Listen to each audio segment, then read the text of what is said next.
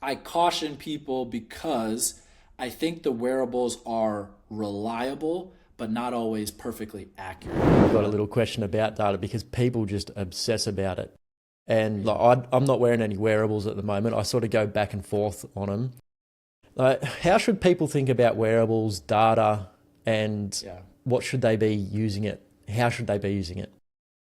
Yeah, it's a great question. I have an Apple Watch and an Aura Ring on right now, and like you said, I definitely teeter back and forth between like, all right, no wearables and Mm, wearable, and tracking and non-tracking.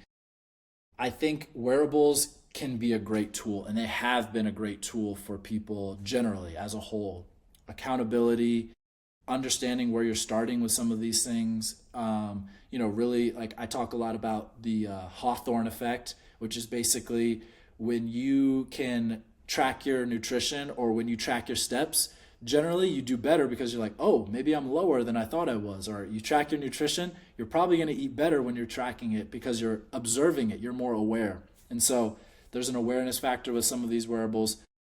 But I caution people because I think the wearables are reliable, but not always perfectly accurate. And I think there's a difference there. Reliable means you're going to get trends and patterns that you can track over time that are great, but maybe not accurate. And what that means is like maybe your step count you see on your wearable is 7,000, and after a month of trying to boost it, you see it go to 8,000.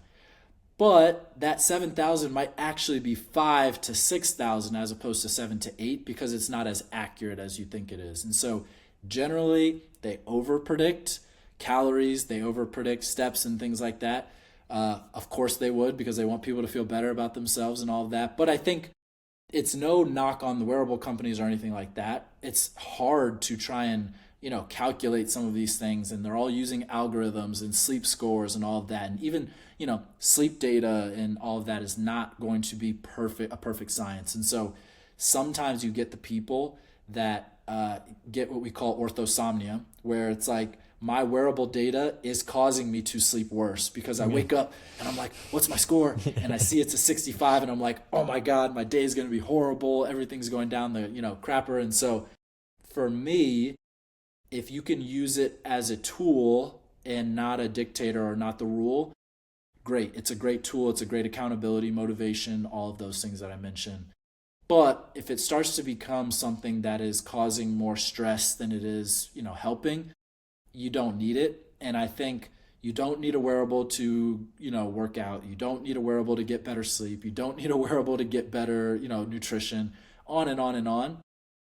I just think there's some people that are motivated by these things and they're motivated by data. So it is cool to have and to use.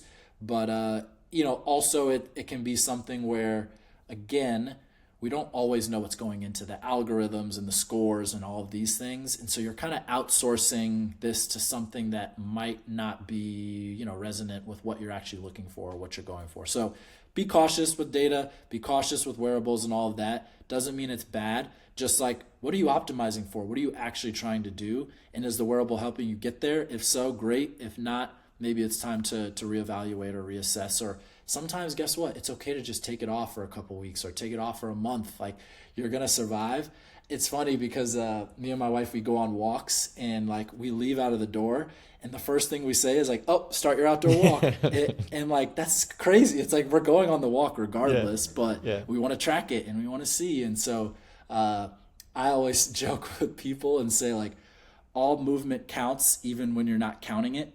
And I think people get this anxiety of like, oh shoot, I just did this and I didn't turn my watch on or I didn't turn my Whoop workout on or whatever. And Mm, so again, rest assured the workout still happened or the thing still happened and you can be okay. So yeah. I was going to say a lot of my clients, like halfway through the workout, they forget to start their workout. And I'm like, oh, well, we'll have to start again because it didn't count. But yeah, it counts. yeah, no, it's funny. If you enjoyed that clip, then I know you're going to love the full episode. You can check that out right here. Click there, go watch the full episode. Also, if you are enjoying this content, enjoying the podcast, I'll ask you to do one thing: interact with this episode. Like, positive comment, subscribe if you're not already. It really does help this podcast reach more people to help them find their true form. So I appreciate your time in watching the content, and I'll see you over in the full episode.